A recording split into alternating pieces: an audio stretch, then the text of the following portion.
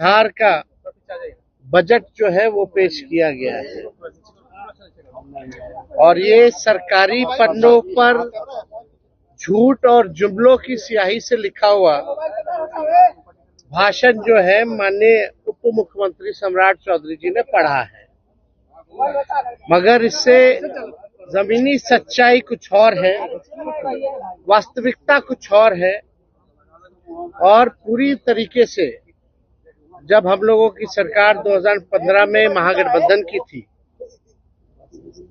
उस जमाने से ही ये बात पुरानी बातें दोहराई गई है। हर ब्लॉक में स्टेडियम बनेगा। शायद इनको स्टेडियम की परिभाषा समझ में नहीं आती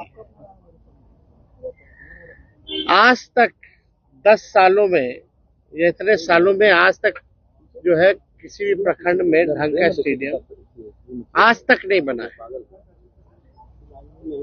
वही पुरानी बातें जो 5 घंटों में जो है पटना पहुंचेंगे, 4 घंटों में पहुंचेंगे, लेकिन स्थिति क्या है, पुल पुलिया टूटता रहता है, भ्रष्टाचार का भेंट चढ़ता रहता है।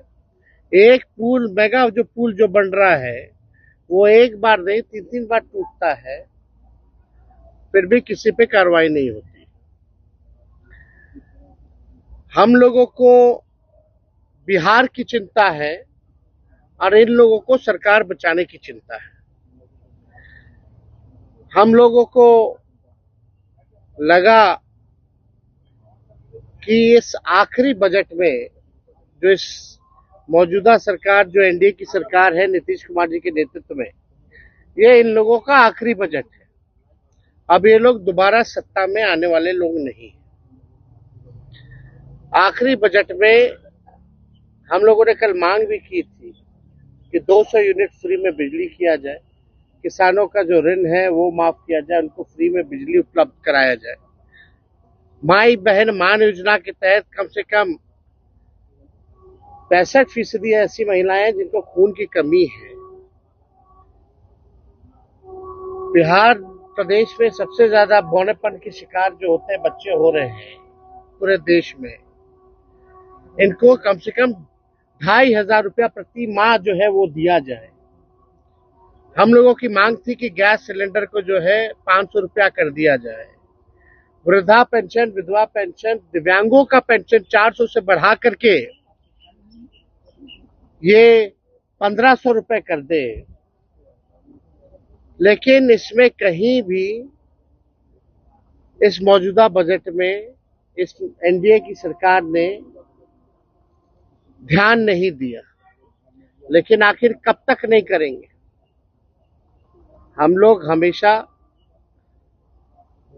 इस लड़ाई को लड़ेंगे और इनसे जो है नाक रगड़वा करके भी करवाना पड़े तो महिलाओं के खाते में उनको आर्थिक न्याय दिलवाने का काम हम लोग जरूर करेंगे।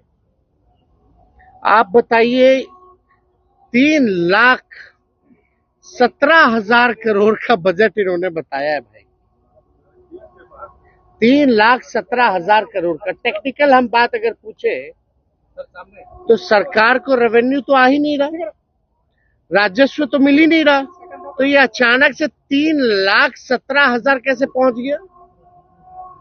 जब बिहार को रेवेन्यू ही नहीं आ रहा है तो ये 3,17,000 कैसे पहुंच गया? बात है कि ये इन्फ्लेटेड बजट है। बढ़ा चढ़ा करके अगर बोलना ही था तो 3 लाख का, ही लोग 5 लाख बोल देते हैं, 5 लाख करोड़ करेंगे, तो इसका कोई मतलब नहीं है। पिछले बार भी जो बजट में इन लोगों ने घोषणा किया था, कौन सा काम जो है इन लोगों ने पूरा करने का काम किया है? पूरी तरीके से जो है धरातल पे कुछ नहीं नजर आ रहा। 7 निश्चय की बात करते थे, 7 निश्चय का बताओ कौन सा योजना सफल है? 7 निश्चय 2 की बात करते थे, बताओ 7 निश्चय 2 की योजना कौन सी सफल है? कोई तो योजना सफल नहीं हो पा रहा। ये पूरी तरीके से बिहार के हित में ये बजट है ही नहीं। ये केवल कागजों पर जो है ये बजट जो है केवल रह जाएगा, जैसा कि हम लोगों ने पूर्व में भी देखा है। केंद्र सरकार ने धोखा दिया, बिहार के साथ सौतेला व्यवहार किया। आप बताइए, बिहार में साक्षरता को बेहतर करेंगे कैसे? इस पे बजट में कोई प्रावधान नहीं है, बल्कि बिहार साक्षरता के मामले में सबसे फिसड्डी राज्य है। प्रति व्यक्ति आय बिहार सबसे पीछे है पूरे देश में। प्रति व्यक्ति निवेश बिहार जो है सबसे पीछे है। किसानों की आय में सबसे पीछे है। सबसे ज्यादा पलायन बिहार में है। सबसे ज्यादा गरीबी और बेरोजगारी बिहार में है। कहीं कारखाने खोलने की बात नहीं कही गई, कहीं फैक्ट्री लगाने की बात नहीं कही गई। कहीं भी आप देखिएगा नौकरी, रोजगार कैसे नौजवानों को उपलब्ध कराएंगे, इसकी बात नहीं की गई। कैसे पेपर लीक रोकेंगे, इसकी बात कहीं नहीं कही गई। पूरी तरीके से लॉ एंड ऑर्डर के बारे में कोई चर्चा नहीं, बल्कि अपराधी जो है आजकल प्रशासन के लोग जो है वो असुरक्षित महसूस कर रहे हैं।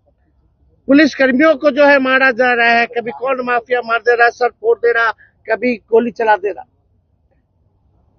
पुलिस का मॉडर्नाइजेशन कैसे हो, इसके बारे में कोई चर्चा इस बजट में नहीं है।